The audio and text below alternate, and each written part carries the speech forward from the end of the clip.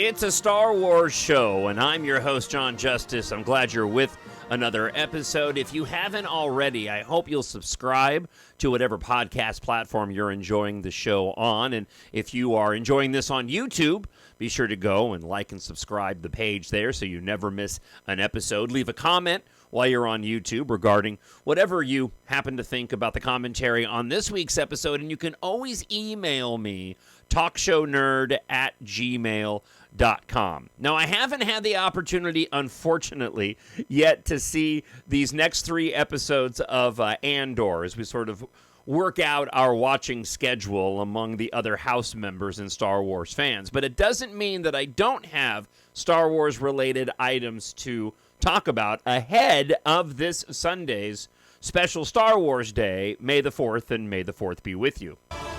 This is not going to go the way you think. Something really interesting happened at the box office. Star Wars Revenge of the Sith did amazing. I'm working off of an article here from Gizmodo. Star Wars proves it still has box office force. The 20th anniversary re-release of Episode 3, Revenge of the Sith, was a huge hit this past weekend. Unexpectedly strong at the box office, marking the 20th anniversary of the re-release. Normally, wouldn't be much of a huge deal. In recent years, both The Phantom Menace, Return of the Jedi were re-released and didn't make a huge dent. Now, I went to go see the re-release of The Phantom Menace. I did not go see the re-release of Return of the Jedi, though. However, this weekend, something different happened. Not only was Revenge of the Sith a hit, it was a beast, taking the number 2 spot among several strong releases. Ryan Coogler's Sinners, which was a very enjoyable movie, depending on if you like vampire films that are a little bit risque, to put it lightly. Listen, that came in at about $45 million, but Revenge of the Sith grossed over $25 million, has continued to gain money since then, and pulled in almost another $20 million in the box office overseas. The Phantom Menace itself only made $8.7 million, celebrating its 25th anniversary as well. And Return of the Jedi made $5 million for its 30th anniversary back on April of 2023. So the article goes on to say why. Revenge of the Sith, as they write here, is thought of as clearly the best of the prequels. And in recent years, those films have seen a resurgence in popularity. And the article writer nails it right here. That's in large part because adults who saw the films as kids now have nostalgia for them, and many never got a chance to see the films on the big screen. So those things, coupled with the fact that there hasn't been a Star Wars movie in theaters for 6 years, really just seem to bring people out.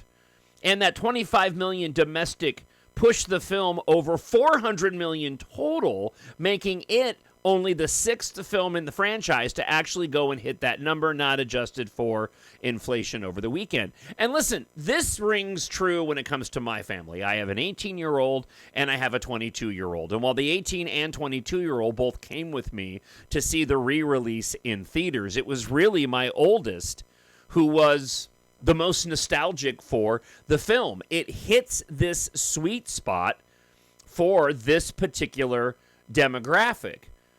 For those individuals, and individuals like my son Logan, who's 22, Revenge of the Sith is kind of the first big Star Wars movie for him. And so therefore, the article writer is correct in saying there's some nostalgia to it. On top of the fact that Revenge of the Sith, in and of itself, even among the prequels, is considered to be one of the best Star Wars movies ever. It's unfortunate because I did see some commentary from, and I make no secret of this, I host a weekly conservative news talk show. And a conservative commentator, of which I enjoy quite a bit, is Matt Walsh. And it's unfortunate that I see individuals that are out there like him going to see this film in the theater with his young children, and then deciding to go and trash it. For all the same trite reasons that you hear so many people go and trash the films. Not understanding and respecting what George Lucas did in terms of the technology, in terms of the action, in terms of the writing of the film, the way the dialogue is.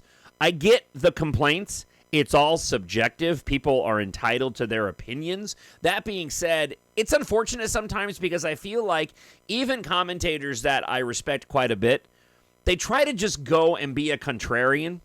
And it really, on occasion, makes me go and question the validity of their other commentary. Now, we're also talking about an individual whose opinion that I typically respect, who's talking about something that I absolutely love in a negative light.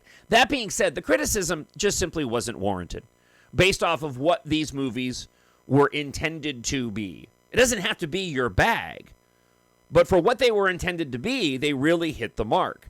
And one of the things that doesn't get talked about very often is that George Lucas was going for a very specific acting and writing style in these films, something that harkened back even earlier than what he originally intended with the original trilogy being like those Flash Gordon serials. He wanted the prequel dialogue to be something more akin to what you would see in the 30s and 40s. He said this on very few occasions, and it's something that people don't really go and point out when it comes to the prequel trilogy. Now, I would argue that it doesn't work as effectively as I think George Lucas wanted it to work. That being said, when you consider that was his intent to go back even further in terms of the writing style, in terms of the directing and how the actors were to portray the characters on screen, especially when you go and look at a film specifically like Attack of the Clones. The fireplace scene with Anakin and Padme probably is the best example I can give, even though there's a similar mirror scene that takes place at the beginning of Revenge of the Sith when they were on the balcony and Padme is talking about going to Naboo to set up the baby's room, which was actually a pickup shot.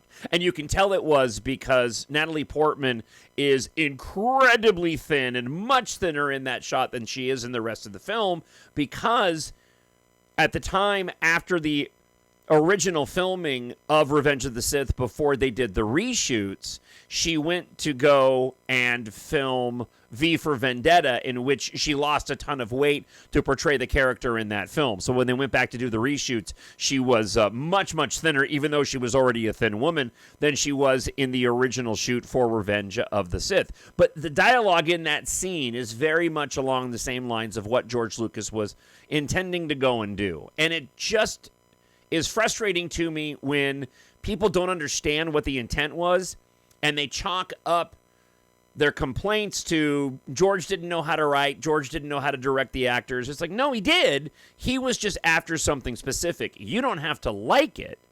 You don't have to feel like it worked. And like I said, sometimes I don't think that I don't believe that it worked. But at least understand and have a little bit of respect of what George Lucas was attempting to do. Now, getting back to the success of Revenge of the Sith this weekend, it will be very interesting to see if Lucasfilm and Disney take anything away from that.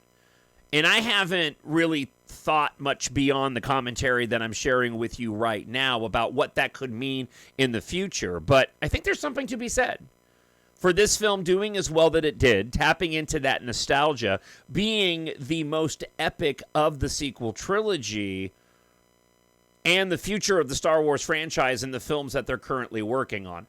I will say, my only other takeaway on this before we get to the listener feedback this week, and again, my apologies for not having seen Andor yet. Looking forward to watching it, but it's going to have to take place over the course of the next few days and out of the schedule of when I'm recording this week's podcast. I hope that Lucasfilm and Disney take away the success this past weekend and the continued success while it's still out in theaters of Revenge of the Sith, going back to what I've always said on the show, and that is we need more saga films. I know we're doing these separate movies. We're doing The Mandalorian and Grogu in the Mandoverse, and we're doing this Star Wars Starfighter, Sean Levy film with Ryan Gosling, which I'm very much looking forward to. But I want to get back to an episode 10. I think this is where Star Wars lives and breathes, in these episodic, epic films told over several stories. And so I hope that there is some discussion over the success of Revenge of the Sith, being that it was the third of the prequels and wrapped up that trilogy, that perhaps they need to continue to focus at some point in the future on making films that fall right in line with the original 9 movies. I need someone to show me my place in all this. All right, just a couple of emails this week, talkshownerd@gmail.com, or comments left up on YouTube. At Star Wars Santa, friend of the show Star Wars Santa, and again, a fantastic Star Wars commentary. You can catch him on YouTube, providing some clarity to my speculation of future Star Wars projects, specifically in the Mandoverse. So Star Wars Santa says that the Mandoverse movie is in the works still. Dave is writing the film adjacent to Ahsoka Season 2, so development of that is definitely underway. So that would push back against what my assumption was, in that Ahsoka Season 2 would be the culmination of the Mandoverse and not the Dave Filoni-led film that's supposed to be like the endgame of the Mandoverse, according to Star Wars Santa, whose opinion and insight and connections I very much respect. The Mandoverse film by Dave Filoni is still underway. We will get the Mandalorian and Grogu movie, then Ahsoka Season 2, then the Mandoverse movie. An additional Mandalorian Season 4, still unclear. And thank you, as always, for listening and for providing some insight there, Star Wars Santa. I appreciate it. And Blackie, 1948, says, I've been intentionally steering clear of Star Wars content while I eagerly awaited Andor Season 2. All I can say is, wow, 3 exclamation points. So far, it's matched my high expectations. It's an HBO-level production, on par with House of the Dragon, in my opinion. Glad you're digging it as well, John. Cheers. Yeah, I went back and did a rewatch of the first 3 episodes of Mandalorian in Season 2 and thoroughly enjoyed them on a rewatch. And from everything that I've heard of this week's episodes, they far outshine those first 3 episodes. So I certainly can't wait to sit down and watch a few of them later on today, hopefully. And lastly, Ray 2017 says, I don't think we should have another series like Andor ever again, or for a long time to come, of its caliber and standard. A series like this is a rare treat. And that is not to say that anything else we get shouldn't be good or won't be, but it is the realistic fact that every director and visionary is different. And they will be different, and the hope is that the content turns out well and is rewatchable.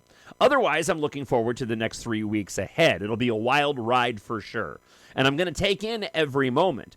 But I have to tell you, I'm obviously 1,000% ready for Ahsoka Season 2. I really think it's going to blow Season 1 out of the water. We're going to have magic, potentially the Mortis gods, an impending war, and the fact that they already want to bring an epic space battle clearly shows that Filoni and Favreau don't want to waste time and want to hit the ground running. They want to deliver, and I think they will. Oh, and did I mention there will be Loathe Cat Kittens too? Some wild speculation there from Ray 2017, but I appreciate your commentary as always. So, short episode this week, sans my unfortunate viewing of of Andor Season 2, the next 3 episodes. But we will be back for a full episode next week, certainly in post-celebration of Star Wars Day, one of my favorite days of the year. May the 4th, and may the 4th be with you. I'm still planning out exactly what I want to do on Star Wars Day Sunday, especially considering since my NASCAR Sunday. So I think there'll be a run-up of Star Wars before I watch my race cars go in circles. Listen, before I wrap up today, if you are new to the show, take a moment and check out my science fiction series, EMBARK, inspired by my love of Star Wars and the creativity of George Lucas. Early on as a kid, I wanted to write a story and find out what it was like to build a universe like George Lucas did. But I also didn't want to set it in a galaxy far, far away. I wanted to do something on my own, so while it harkens to Star Wars with its science fiction space opera feel and sense of adventure, I didn't want it to be a carbon copy. So I based it in the future, 2172 to be exact. And I combined my love of disaster films in book 1 with science fiction and space opera. So in EMBARK Book 1, it really is sort of a post-apocalyptic disaster film that leads into an epic space opera throughout the rest of the 7-book series. It's a fun, fast-paced, and action-packed epic science fiction adventure saga without an agenda. Treat yourself, a friend, or a family member with sci-fi. I wrote the series for adults, but it's absolutely age-appropriate for those 11 and older. I hope you'll take a moment and pick up EMBARK Book 1 today.